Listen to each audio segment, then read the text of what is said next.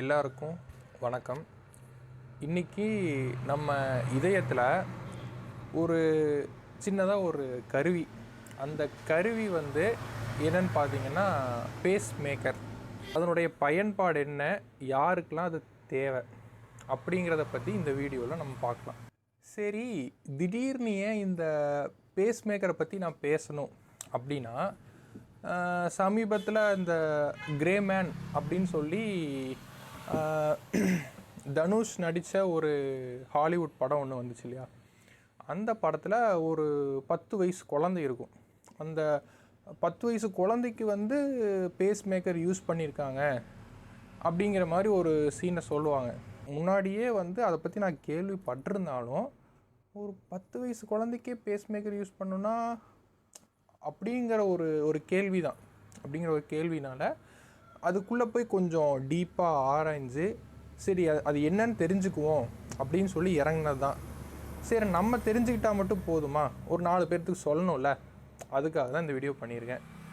அதே மாதிரி இந்த வீடியோவில் ஆரிக்கிள், வென்ட்ரிக்கிள், அதுக்கப்புறம் சைனோ ஆட்ரியம், அது இதுன்னு சொல்லி சில புரியாத வேர்ட்ஸை நான் யூஸ் பண்ண வேண்டியது இருக்கும்.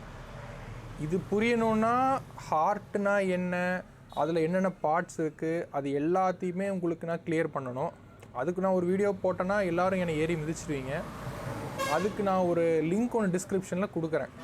அந்த லிங்க்கில் போய் பார்த்தீங்கன்னா நம்ம ஹார்ட்டோடைய வரைபடம் போட்டு அது என்னென்ன ஃபங்க்ஷன் பண்ணுது, அதாவது எப்படி பிளட்டு அது சுத்தம் பண்ணுது, நம்ம உடம்புக்கு எப்படி சப்ளை பண்ணுது, அது ஒவ்வொரு பார்ட்ஸ் என்ன, அது எல்லாமே அந்த வீடியோவில் இருக்கும்.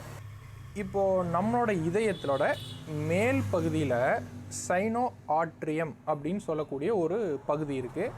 அந்த பகுதி என்ன பண்ணுது அப்படின்னா, ஒரு விதமான ஒரு மின்சார சிக்னல், ஒரு எலக்ட்ரிக்கல் பல்ஸ் அது ஜென்ரேட் பண்ணுது, உருவாக்குது. எதுக்கு உருவாக்குது அப்படின்னா, நம்ம இதயத்தை துடிக்க வைக்கிறதுக்கு. இந்த சைனோ ஆட்ரியம் கொடுக்குற அந்த கரண்ட்டு போய் மேல் பகுதியில் இருக்கிற அந்த சிக்னல் கீழே வரைக்கும் போய் நம்ம இதயத்தை, அது ஒரு டைம் சிக்னல் கொடுத்தா இதயம் ஒரு டைம் சுருங்கி விரியும். ஸோ ஒவ்வொரு டைம் அது சிக்னல் கொடுத்துக்கிட்டே இருக்கும், நம்ம இதயம் சுருங்கி சுருங்கி விரிஞ்சிட்ருக்கும். அப்போது நம்மளுடைய அந்த இதயத்துக்குள்ளே இருக்கிற ரத்தம் எல்லா பார்ட்ஸ்க்கும் போயிட்டு வரும். இதுதான் பொதுவாக நடக்கிறது. ஒருவேளை இந்த சைனோ ஆட்ரியம் ஒழுங்காக சிக்னல் கொடுக்கல, அப்போ என்ன ஆகும்? ஒழுங்காக சுருங்கி விரியாது. அப்படி சுருங்கி விரியலைன்னா ஒழுங்காக பிளட் போகாது.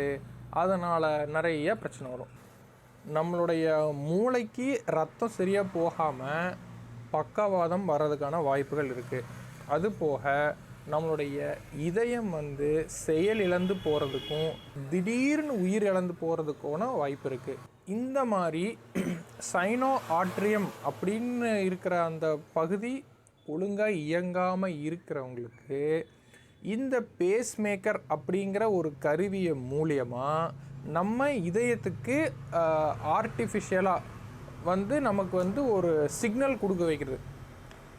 இப்போது இதனுடைய வேலை என்ன அப்படின்னா, நம்ம இதயத்தை கண்காணிக்கும். ஒரு சென்சார் இருக்கும், அந்த சென்சார் இதயத்தை கண்காணிக்கும். எதுக்குன்னா, அது ஒழுங்காக துடிக்குதா இல்லையா, வேகமாக துடிக்குதா இல்லை மெதுவாக துடிக்குதா இல்லை தாறுமாறாக துடிக்குதா, அது எல்லாத்தையுமே பார்த்துட்ருக்கோம். இப்போ ஒருவேளை மெதுவாக துடிச்சிட்ருக்குன்னு வச்சுக்குவேன், இது சிக்னல் ஜென்ரேட் பண்ணும். இது அதனுடைய வேலை, இது பார்த்து சிக்னல் கொடுத்து நம்ம இதயத்தை துடிக்க வைக்கும். ஒரு வேளை வேகமாக துடிச்சிட்ருக்கு, லபக் லபக் லபக் அப்படின்னு வேகமாக துடிக்குது அப்படின்னா, இது அந்த சைனோ ஆட்ரியத்துக்கு ஒரு ஷாக் மாதிரி கொடுக்குமாமா, கொடுத்து அதை ரீசெட் பண்ணுது அப்படின்னு சொல்கிறாங்க. மறுபடியும் நீ முதல்லிருந்து பொறுமையாக துடி, நீ ரொம்ப வேகமாக சிக்னல் கொடுத்துட்ருக்க அப்படின்னு சொல்லி ஒரு ஷாக்கு கொடுத்து அதை மெதுவாக மறுபடியும் கரெக்டான என்ன ஸ்பீடில் துடிக்கணுமோ அந்த ஸ்பீடுக்கு துடிக்க வைக்குது. சரி, இந்த பேஸ் மேக்கர் யாருக்கு தேவைப்படலாம் அப்படின்னா, ஒரு 60 வயசுக்கு மேலே, பொதுவாக 60 வயசுக்கு மேலே உள்ளவங்க ஒரு இசிஜியோ ஒரு பல்ஸ் கரெக்டாக இருக்கா அப்படின்னு செக் பண்ணிக்கிட்டு இருந்துக்கிறது நல்லது. ஒரு வேளை அவங்களுக்கு ப்ரையராக ஒரு ஹார்ட் அட்டாக்கோ, டயபெட்டிஸு, இல்லை தைராய்டு மெடிகேஷன் சாப்பிட்றாங்க, இந்த பீட்டா பிளாக்கர்லாம் சொல்லுவாங்க, கால்சியம் சிக்னல் பிளாக்கர் அந்த மாதிரி சொல்லக்கூடிய டேப்லெட்ஸ் எடுத்துக்கிறவங்க. ஸோ இதெல்லாம் வந்து எடுத்துக்கிறவங்க என்ன பண்ணணும், நம்ம இதயம் கரெக்டான அளவில் துடிச்சிட்ருக்கா அப்படின்னு செக் பண்ணிக்கணும். ஒருவேளை கரெக்டாக துடிக்கலை அப்படின்னா நாம் வந்து இந்த மாதிரி பேஸ் மேக்கரை வச்சு நம்ம இதயத்தை கரெக்டான சீரான அளவில் துடிக்க வச்சுக்கலாம். நம்ம வந்து உடல் பயிற்சி பண்ணும்பொழுது நல்லா வேகமாக உடல் பயிற்சி பண்ணும்போது நம்ம இதயம் வந்து எப்படி துடிக்குது அப்படின்னு பார்க்குறதா ஸ்ட்ரெஸ் டெஸ்ட்டுன்னு சொல்லுவாங்க.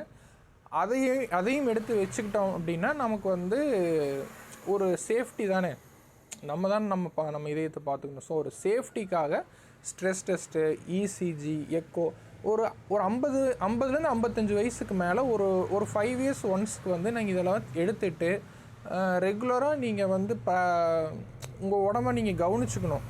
கரண்ட்டாக என்ன கண்டுபிடிச்சிருக்காங்கன்னா, ஒரு ரீவைட்டல் இல்லை ஒரு மல்டிரிச் ஒரு மல்டி விட்டமின் கேப்சூல் எடுத்துக்கிட்டிங்கன்னா அது என்ன சைஸில் இருக்கும், இவ்வளோண்டு இருக்குமா, அந்த அவ்வளோண்டு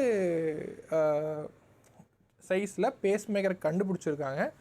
அதை வைக்கிறதுக்கும் இந்த இடத்துல வந்து ஓட்டை போடுறதோ கிழிக்கிறதோ வேண்டியதில்லை.